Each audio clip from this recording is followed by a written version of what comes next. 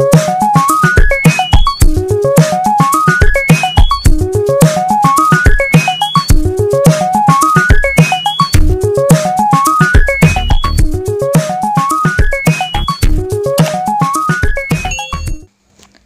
semua, Assalamualaikum. Bagaimana kabar kalian?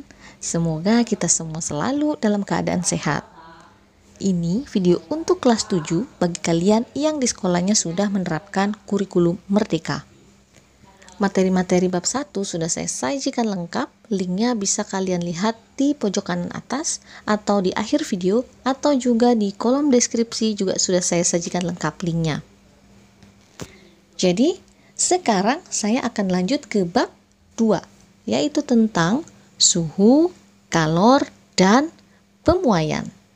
Baiklah, tanpa panjang lebar lagi, langsung saja kita mulai. Oke, sebelum lanjut, coba sekarang kalian gosok-gosokkan kedua telapak tangan kalian selama kurang lebih 1 menit. Kemudian, tempelkan salah satu telapak tangan kalian ke pipi. Apa yang kalian rasakan? Hangatkah atau tidak? Kalau kalian belum merasakan hangat di pipi, boleh kalian ulang lagi menggosok telapak tangan dengan sedikit lebih lama. Nah, rasa hangat yang kalian rasakan di pipi itu adalah yang kita kenal sebagai suhu. Pada dasarnya, suhu itu merupakan besaran fisika yang hanya bisa dirasakan oleh indera. Tubuh manusia atau tubuh kalian itu bisa merasakan suhu dalam bentuk rasa panas atau dingin. Contohnya, saat kalian menempelkan telapak tangan kalian tadi yang setelah digosok-gosokkan tadi. Atau setelah kalian bermain di tengah terik matahari. Nah, ketika itu kulit kalian itu akan terpapar sinar matahari secara langsung kan? Kemudian otak akan memberikan informasi rasa panas. Begitu juga ketika kalian minum air es. Otak kita itu bisa memberikan respon informatif pengalaman rasa dingin. Jadi bisa kita simpulkan bahwa suhu itu merupakan derajat atau tingkat panas dari suatu benda. Oke, lanjut. Sekarang coba kalian letakkan punggung telapak tangan kalian pada beberapa bagian tubuh kalian. Misalkan pada pipi, kening, leher, bahu, ketiak, dan rambut. Kira-kira apa yang kalian rasakan? Berbeda tidak panas yang ada di bagian-bagian tubuh kalian tersebut? Kalau beda, bagian mana yang paling panas? Dan kenapa bisa seperti itu? Indera perasa kalian, dalam hal ini kulit, itu memang bisa merasakan tingkat panas dari bagian tubuh. Tapi, indera perasa itu bukan pengukur tingkat panas yang baik. Maksudnya begini, ketika punggung tangan kanan kalian dan punggung tangan kiri kalian ditempelkan pada satu benda yang sama dan tingkat panas yang sama, maka yang dirasakan oleh tangan kanan dan tangan kiri kalian ini bisa jadi berbeda.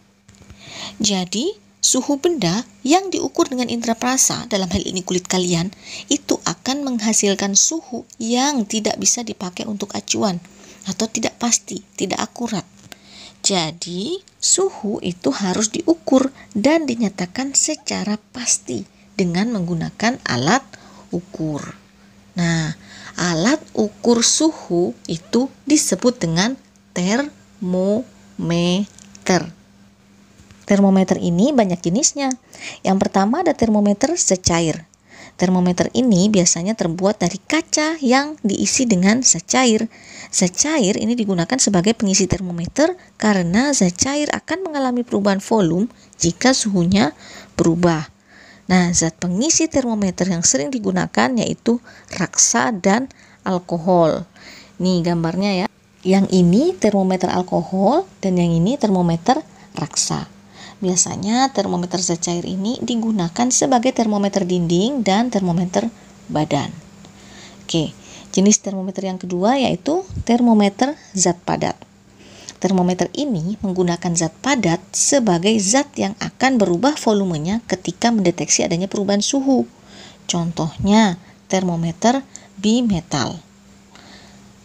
Lanjut yang ketiga, ada termometer kristal cair. Termometer ini menggunakan bahan kristal cair yang akan mengalami perubahan warna ketika menerima perubahan suhu. Bentuknya ini tipis dan penggunaannya sangat mudah. Tinggal ditempelkan pada objek yang akan diukur suhunya. Oke, Lanjut, ada termometer gas. Termometer ini menggunakan sifat perubahan gas ketika terjadi perubahan suhu. Nih gambarnya ya. Kemudian ada termometer digital. Termometer digital ini bisa menampilkan tingkat suhu secara pasti. Kepastian tingkat suhu ini disajikan dalam bentuk angka yang muncul pada display suhu di sini ya.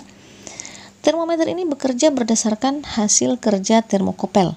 Termokopel itu adalah suhu elektronik yang mampu mengubah perubahan suhu suatu benda menjadi bentuk perubahan tegangan listrik. Perubahan tegangan listrik ini menghasilkan nilai suhu secara digital. Nah, ini gambarnya.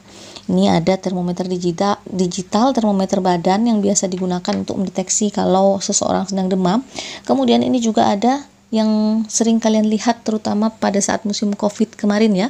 Ini ada termometer digital yang tembak. Bagaimana? Sampai di sini paham kan?